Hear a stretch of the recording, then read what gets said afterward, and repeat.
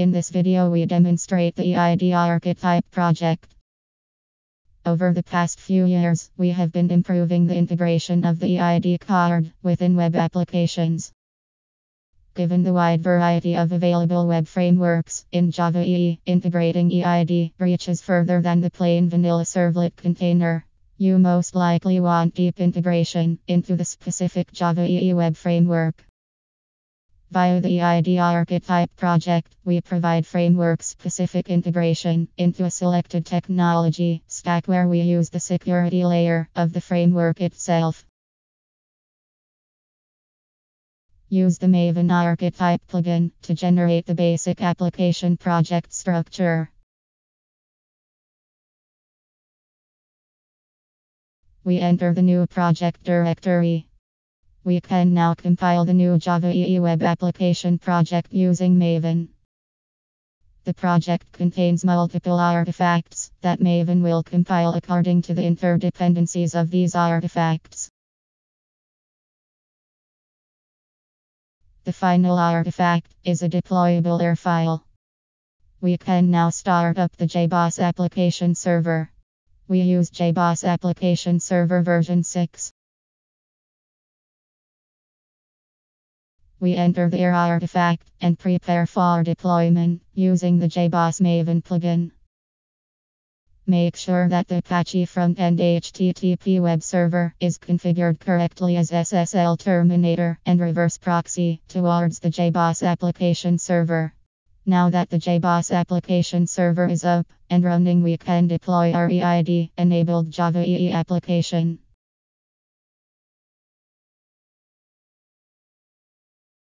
JBoss will first load the EJB3 components. Next, JBoss loads the SIEM components used within the different web applications. Our application is ready. The application contains two web portals, one for the administrator and one for the end users. The administrator can configure the application using the admin portal. The admin web application is using the eID applet for authenticating the administrator.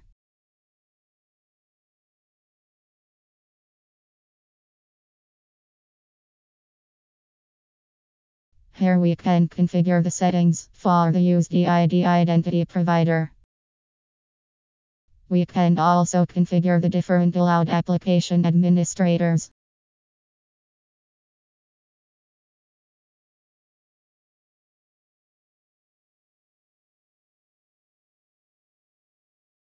The end-user web application supports different languages out of the box. The end-user web application is using the eID identity provider to authenticate the end user using the eID card.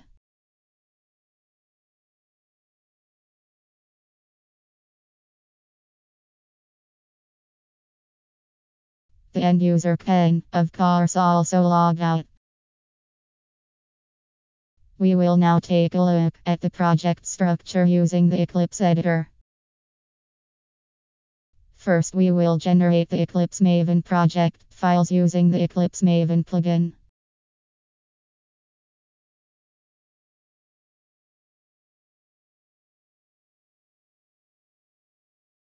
We can now import the application in the Eclipse editor.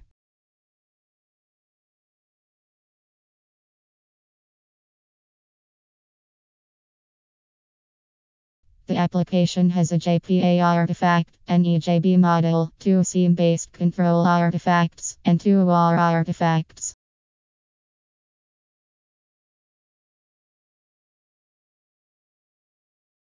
The JPA artifact contains the entities that are used for storage of data within the used database.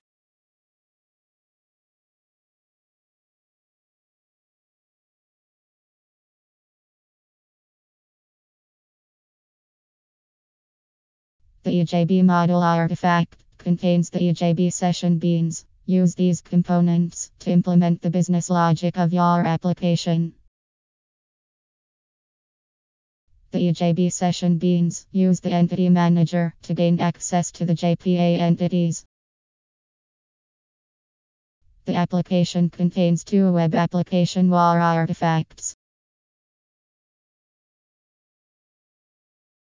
Each WAR artifact has a corresponding SIEM-based EJB control artifact. The SIEM components can be used within the JSF pages using their given name. The WAR artifacts contain the actual web pages using JSF and facelets technology. This page is the protected user page within the end user web application.